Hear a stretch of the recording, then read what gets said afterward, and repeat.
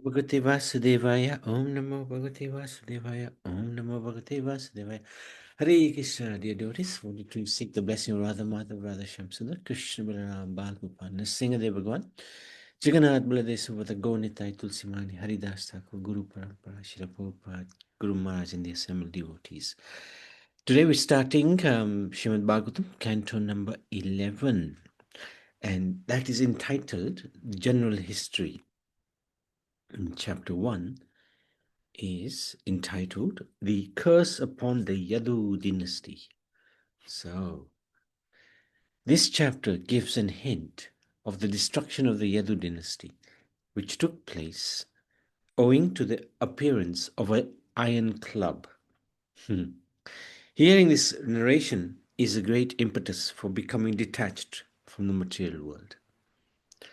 It's not so easy to remove the Yadu clan because they're Krishna's family.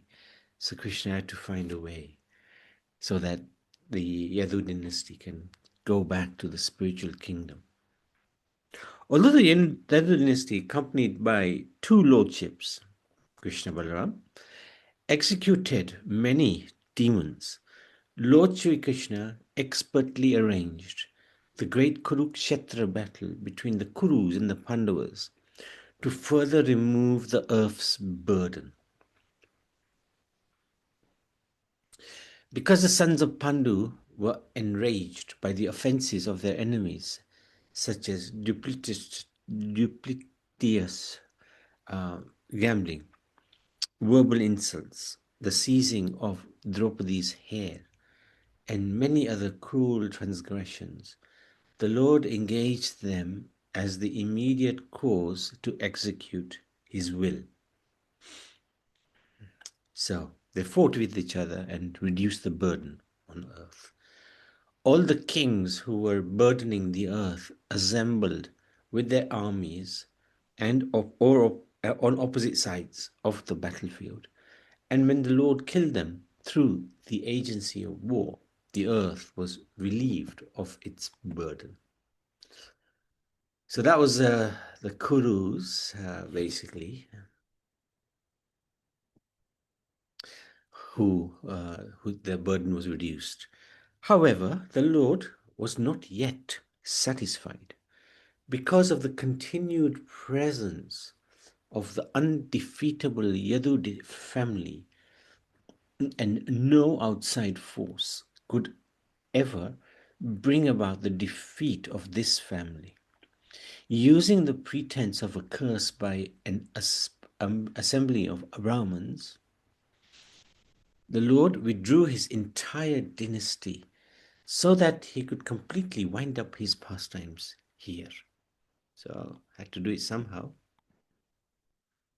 Krishna very easily spread his glories, which were sung throughout the world by the most sublime and essential Vedic verses. When Lord Krishna was on earth, he attracted the eyes of all people. So these are some of the glories. Huh? When Krishna spoke, his words attracted the minds of all those who remembered them. By seeing the footsteps of Lord Krishna, people became attracted to him. And thus they wanted to offer their bodily activities to the Lord as his followers. Lord Krishna considered that simply by hearing and chanting these glories, conditioned souls born in the future would cross beyond the darkness of ignorance. Being satisfied with this arrangement, he left for his desired destination, inspiring a quarrel which led to a devastating curse by the Brahmins to destroy the Yadu clan. So King Parikshit, he became inquisitive and he asked, how could the Brahmins curse the Vrishnis, who were always respectful to the Brahmins? And how could such a disagreement have arisen amongst the Yadus, who all shared the same goal of life, which was Krishna? Sukadeva Goswami said, by Sri Krishna's desire, Many great sages such as Vishwamitra, Shita, Kanva, Durvasa, Brigu, Angira, Kashyap, Vamadev, Atri, Vashisht, Narad and others assembled at the home of Vasudev in order to perform fruitive rituals that award abundant pious results, bring great happiness, and take away the sins of Kali Yuga for the whole world. After the ceremony, Krishna sent them to the holy place known as Pinda Raka, near Dwarka.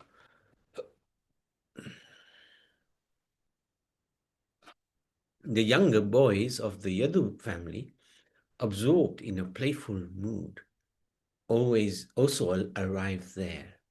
These boys dressed Samba, the son of Jambavati, in the guise of a pregnant woman about to give birth, and playfully approached the great sages gathered there.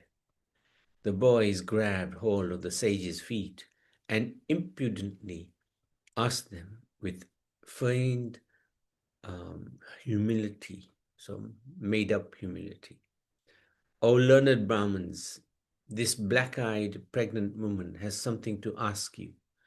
She is too embarrassed to inquire for herself. She is just about to give birth and is very desirous of having a son. Since all of you are great sages with infallible vision, please tell us whether her child will be a boy or a girl. So they were mocking the sages. Not a good idea. Thus ridiculed by deceit, the sages became angry. O king, and told the boys, fools, she will bear you an iron club that will destroy your entire dynasty.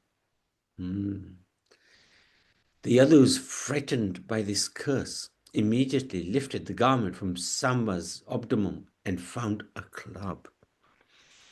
The luster of their faces completely faded. They hurried back to Dwarka and then to the assembly of Ugrasen, the king of the Yadus. They told the king what had happened. Fearing the Brahman's curse, Yaduraj Ugrasen ordered the club ground to powder, and he personally threw this into the ocean.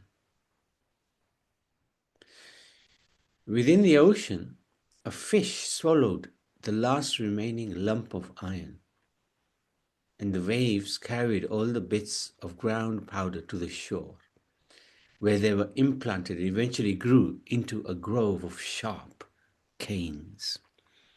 Fishermen caught the fish that had swallowed that lump, and a hunter named Jara used the iron lump found in its belly to fashion an arrow. The Lord, fully aware of the events in the form of time, sanctioned all that had happened. So it's very interesting how this was going to be the end of the Yadu dynasty. Chapter 2. Maharaj Nimi meets the 9 Yogendras. These Yogendras are very powerful sages. In this chapter, Narad gives instructions in Bhagavad Dharma to the faithful and inquisitive Vasudev by recounting a conversation between Maharaj Nimi and the 9 Yogendras. Greatly eager to see Lord Krishna, Devarshi Narad resided almost exclusively in Dwarka. In the material world, the conditioned souls are confronted by death at every step of life. And thus, who would not render service to Mukunda, who is worshipable even for the greatest of liberated souls? One day Narad went to the home of Vasudev, and after worshipping Narad with suitable paraphernalia, seating him comfortably and respectfully bowing down to him, Vasudev spoke as follows. Your visit, like that of a father to his children, is for the benefit of all. Whilst the activities of demigods lead to both misery and happiness for living beings, but the activities of great saints like you result only in the happiness of all beings. Those who worship the demigods receive reciprocation from the demigods in a way just corresponding to the offering. So it's a business transaction. We worship the demigods and they appropriately give the fruits. But sadhus are actually merciful to the fallen. So sadhus don't get anything in return, but they give so much. Vasudeva, bewildered by the Lord's illusory potency, had previously offered worship to the Supreme Lord Ananta for the purpose of getting a son, but had failed to worship him for liberation. He asks Narad to instruct him. So this is part of the humility of Vasudeva as well. He may have asked for his son, a son, but the son was Krishna. So there's no ordinary personality. So Vasudeva is actually eternally liberated. But for our sake, he's asking this question. Narad praised Vasudeva for his inquiries, which made Narad remember the Lord, whose devotional service is so potent. So these are the glories of devotional service, Bhakti Yoga. That simply by hearing about such transcendental service, by chanting its glories in response, by meditating on it, by respecting it, faithfully accepting it, by praising the devotional service of others, even persons who hate the demigods and all other living beings can be immediately purified, and that its performance can purify the entire universe. This is the power of bhakti. Bhakti basically essentially means one who connects with Supreme Lord in a loving way. He then related the ancient history of the conversation between the 9 Yogendras, who were sons of Lord Rishabdev and Nimi, the king of Videha. Swambhu Manu's son was Priyavrat. His son was Agnidhra, whose son was Nabi. Lord Rishabdev incarnated as the son of Nabi.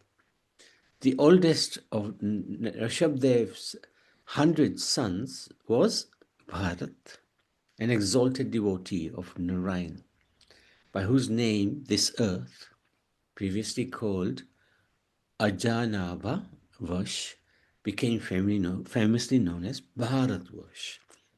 So interesting, this is how it's stated in the 11th canto, that Bharatvash is named after Rishabdev's eldest son, Bharat. Bharat rejected this material world, leaving his faithful young and wife and family to worship Lord Hari by severe austerities and attain the abode of the Lord after 3 lifetimes. So we know this pastime because it's related already in the Srimad Bhagavatam Puran, in the 5th canto, how he went to the forest, Bharat Maharaj, he was a king, he renounced the kingdom, he went to the forest, and he reached up to a very high spiritual standard, but then he became attracted or misguided, if you like, by a little deer who lost the mother. So he started looking after the deer, and he died thinking of the deer, and he became a deer in his next life. But the Lord was very kind because he attained such a high level of bhakti. The Lord allowed him to remember his life, previous life, as Bharat Maharaj. And as a deer, he just stayed with the sages. And then in his next life, he became Jad Bharat. And again, he remembered his 2 lives. And again, he just remained very fixed on Krishna consciousness and ultimately attained the abode of the Lord. 81 sons of Rishabdev became twice-born Brahmins and helped initiate the Vedic path of fruitive sacrifices, karmakan. 9 other sons took on the duty of Kshatriyas, became rulers of the 9 dweepas. So these 9 sons became rulers of the 9 dweepas, comprising Bharatvarsh. The 9 remaining sons of Rishabh were widely known as the Nav-Yogendras and were greatly fortunate sages who worked rigorously to spread knowledge of the absolute truth. They wandered about freely throughout the universe without impediment and were very well versed in spiritual science. Their names were Kavi, Havir, Antariksha, Prabhuda, Pipalayana, Avirhotra, Durmila, Chamasa, and Kara Bhajana. They were direct associates of the Supreme Personality of Godhead, Madhusudan. So these Navayogendras, very powerful, great preachers of Sanatana Dharma. Once in Ajanaba, the former name of the earth, they came upon the sacrificial performance of a great soul, Maharaj Nimi, which was being carried out under the direction of elevated sages. Seeing these pure devotees of the Lord, everyone present, the performer of the sacrifices, the Brahmins, and even the sacrificial fire stood up in respect.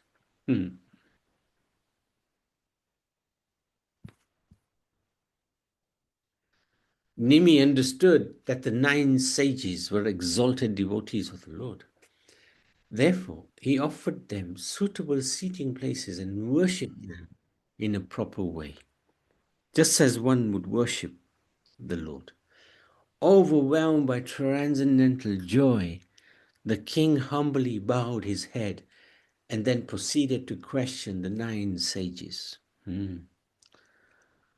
These 9 great souls glowed with their own effulgence and thus appeared equal to the 4 Kumaras, the sons of Brahma.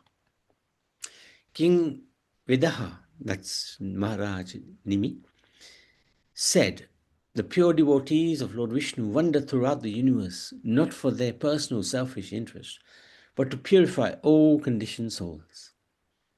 The human body can be lost at any moment, but it is a very rare attainment. Still rarer is to get the association of the confidential devotees of the Lord of Vaikuntha while in this very human body. So we are fortunate, we got this human body, but more fortunate because through Prabhupada we have got association of the Bhagavad Gita, the Hare Krishna temples. We're so fortunate. The association of such saintly persons, even for a fraction of a second, bestows all benefits on a living being. Therefore, I ask you to kindly tell me what the supreme good is. What is the best thing we can do? After all, even a half a moment's association with pure devotees is a priceless treasure for anyone. How does one engage in the devotional service of the Supreme Lord? When a living entity offers loving service to the Lord is immediately satisfied. And in return, he will give even his own self. So Maharaj Nimi already very intelligent. He's got great knowledge, realized knowledge. But he's still asking Navayogendras. In answer to the king's question, one of the Yogendras, Kavi, spoke as follows. Those means of advancement which are described by the personality of Godhead himself, which enable even foolish persons easily to attain perfect self-realization, are called Bhagavad Dharma. So this same Srimad Bhagavatam is the source of that Bhagavad Dharma. This Bhagavad Dharma, manifested as service to the lotus feet of the infallible Supreme Lord, eradicates all fear for the living being. By abiding in Bhagavad Dharma, one will never stumble or fail or fall, even while running with both eyes closed. Whatever one does with the body, mind, words, intelligence, consciousness, senses, and natural uh, pro- proclivities should all be offered to Lord Narayan. Living entities averse to the Lord's lotus feet come under the control of the Lord's illusory energy, Maya, and they forget the Lord's identity and are trapped by the illusion of identifying with the temporary body.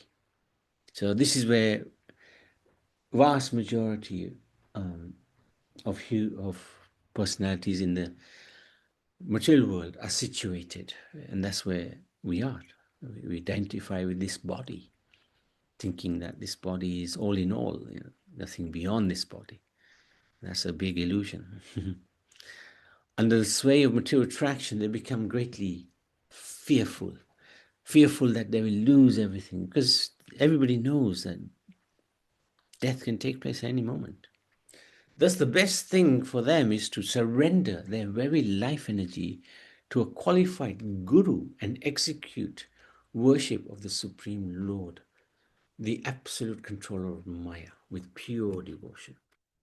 Just as by eating, one gradually appeases his hunger and with every bite feels more and more satisfied and nourished, a surrendered devotee achieves a detachment from all objects other than Krishna, gains direct personal experience of the Lord, and relishes pure love for the Lord, all simultaneously. This imaginary experience of a world separate from Krishna can be compared to the acts of dreaming and desiring. When the conditioned soul dreams at night of something desirable or horrible, or when he daydreams of what he would like to have or avoid, he creates a reality that has no existence beyond his own imagination. The tendency of the mind is to accept and reject various activities based on sense gratification. Therefore, an intelligent person should control the mind, resisting it from the illusion of seeing things separate from Krishna. And when the mind is thus controlled, he will experience actual fearlessness. Sure. These are very profound and heavy realizations. Maharaj Nimi said, please tell me in greater detail about the devotees of the Supreme Lord. What are the natural symptoms by which I can distinguish between the most advanced devotees, those who are on the middle level, and those who are neophytes? What are the typical religious activities of a Vaishnava? How does he speak? Describe those symptoms and characteristics by which Vaishnavas become dear to the Lord. Wow. So this is now another one of the Nav Yogendras who answers. Next, Havir spoke, describing the different characteristics of devotees. One who offers prescribed worship with faith to the deity of Lord Vishnu, but has no devotion for Vaishnavas and things related to Vishnu, is a materialistic devotee. That's all. He's on the most neophyte level. He doesn't care about anything except the deity of Vishnu. One who shows love for the Lord, friendship to the devotees, mercy for the ignorant, and indifference for the enemies of Vishnu and the Vaishnavas is an intermediate devotee. So that's a good place to be. He loves the devotees, very kind to the ignorant, and he doesn't care about those who are against the Lord or the devotees. And one who sees the presence of the Supreme Lord in everything and sees everything within the Lord is the topmost devotee. That's Uttam Adhikari. Sees Lord everywhere, in everything he sees the Lord. So he doesn't differentiate between good or bad, or a nice person or a bad person, or a devotee or a non-devotee. He's just equally equipoised towards everything. So these 8 verses describe the characteristics of a pure devotee. Even while engaging his senses in contact with their objects, one who sees this whole world as the energy of Lord Vishnu is neither repelled nor elated. A person who is not bewildered by the inevitable miseries of material existence and who remains aloof from them simply by remembering the Lord is to be considered a Bhagavat Pradhan. So he's not bewildered. And he's always remembering God. And one of the things which pure devotees do is they always pray to the Lord, please don't let me forget you. We've seen this again and again and again. In this material world, we may come across so many situations. Please let me not forget you. One who has taken exclusive shelter of the Supreme Lord Vasudev becomes free from fruitive activities which are based on material lust. One who taken shelter of the lotus feet of the Lord is freed from even the desire to enjoy material sense gratification. Plans for enjoying sex life, social prestige, and money cannot develop within his mind. Wow, this is really high level devotees.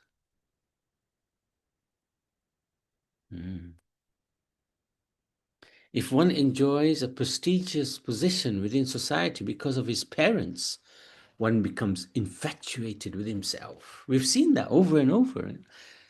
People who are, children of rich or famous people, they become, so degraded.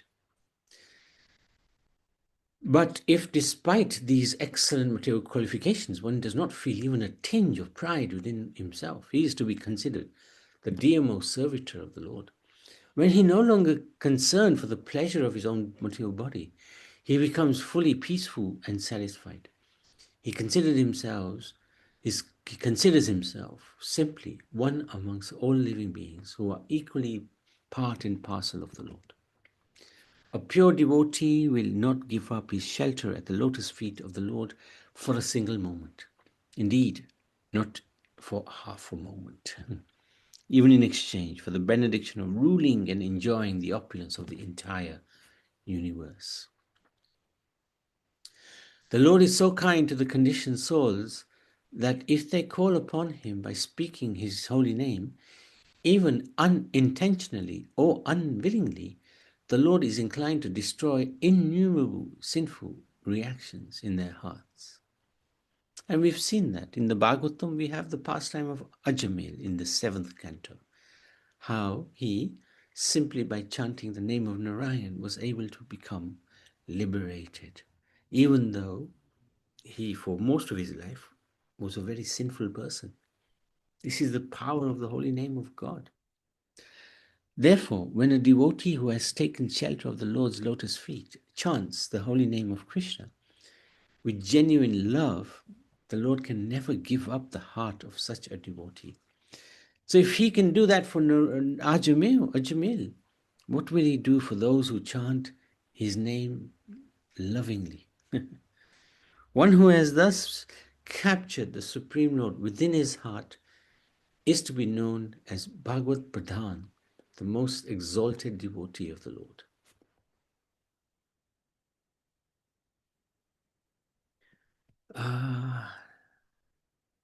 Prabhu, can you repeat that last sentence, please? Yeah. Therefore, devotee who has taken shelter of the Lord's lotus feet chants the holy name of Krishna with genuine love. The Lord can never give up the heart of such a devotee. One who thus has captured the Supreme Lord within his heart is to be known as Bhagavat Pradhan, the most exalted devotee of the Lord, because he has captured the Lord by his Yeah, genuine love. thank you. Yes. Thank you. Thank you. Bhagavad Pradhan, I wanted to do that, please. Bhagavat Pradhan, yeah. So that's exalted devotees, isn't it? They're Yeah, Bhagavad Pradhan. yeah, yeah, yeah. Yeah, Because the Lord is always in his heart and he's always in the Lord's heart, so yeah. yeah. Is that why they say that uh, it's better to be in the association of Mm, exalted devotees sometimes mm, rather than going in front of the deities? Uh, right. Yeah. Yeah.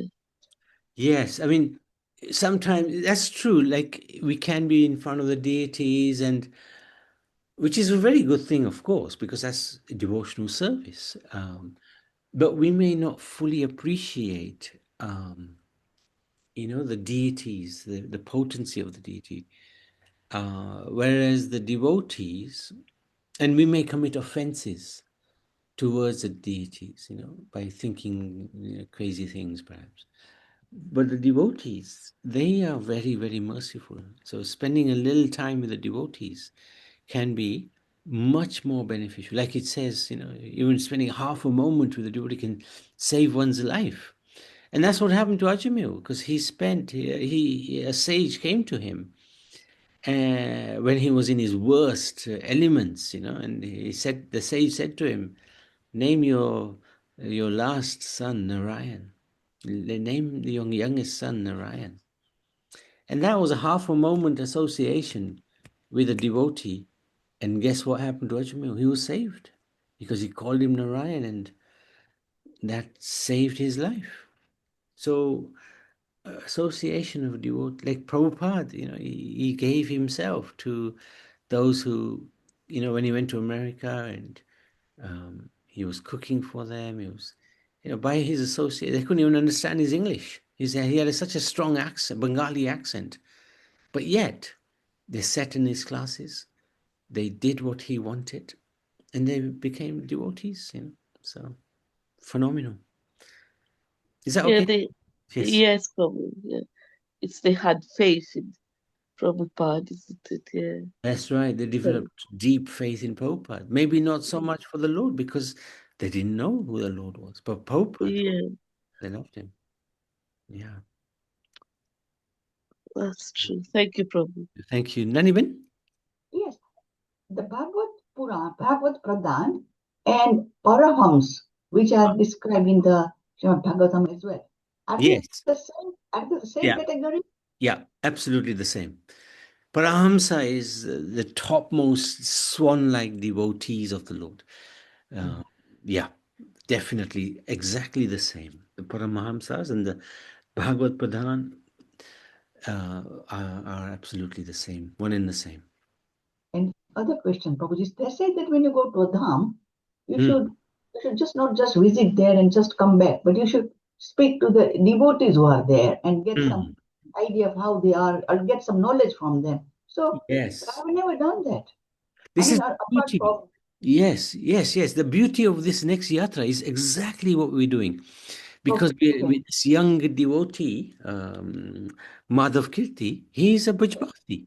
He's going to take us all around. He's going to talk to us every moment of that journey. And this is a real blessing. Yes, you're absolutely spot. If we go to the Dham, not meet the residents, not do any seva, then we're not much better than a tourist, really. You're right. yes, You're right. You're right. okay. But now we're going to get fantastic opportunity. Um, and also, just to let you know, Naniben, he talked to me the other day. He said instead of three cars, we're going to take one big traveler because then we're all together. So I did ask him that sometimes the roads are small, but he said, no, no, no. At the moment, there will be no rush. And therefore, the roads will be able to handle the traveler. So normally when there's too many cars, then travelers can be very hard. But now there will not be so much of a rush. So it's a good time to take a traveler. And we're all together in one It's a car. good idea. All together, all in one. Very good idea. Because then otherwise, he'll be talking in the car he's in and the Yeah. others will be missing out. Uh, and, you're not going to capture everything on that journey, Mm. to the other two cars. This way, he can relay everything to everyone. So that's a very good thing. Okay, that's fine. That's good. No, thank you for that point as well. Very important point. When you go to the dam, do something practical to help, and also to meet the bridge basis, the And dam basis. uh, Very important. the other question, for distribution of the blankets, this Yeah. is a different, what I would say, a different contact where we can send the Lakshmi, isn't it? What you sent us. Ah, um, you mean Isn't it? it'll be Not like the usual one that we sent to the live. it'll be to life, yeah, to life. Oh, they give a little. No, it's just coming to life. It's coming to life. It's just we've set it up so that it's much easier for people to donate. Okay, it's same coming to But life. yeah, but if you want to put straight into life, that's even better because then there's no commission charged. Yes. That's right. Okay, That's better. right. That's right. Okay. And you can distribute with your own hands. This is going to be one of the beauties because they've already started the distribution. Yeah. So because it's already cold in Bandavan, Yeah. And how much does a blanket cost? £6. One blanket costs Yeah, 6. yeah, yeah. Is it? And it's They're a good quality. very good quality. Yeah, really good quality. Keeps them the pilgrims warm. Yeah, it's very good. Yeah. Okay. All Ah, right. Okay. thank you so much, Nariman. Okay, so we can stop there and we'll continue on Monday. Srimad Bhagavatam ki. Jai. Thank you so much, Nariman.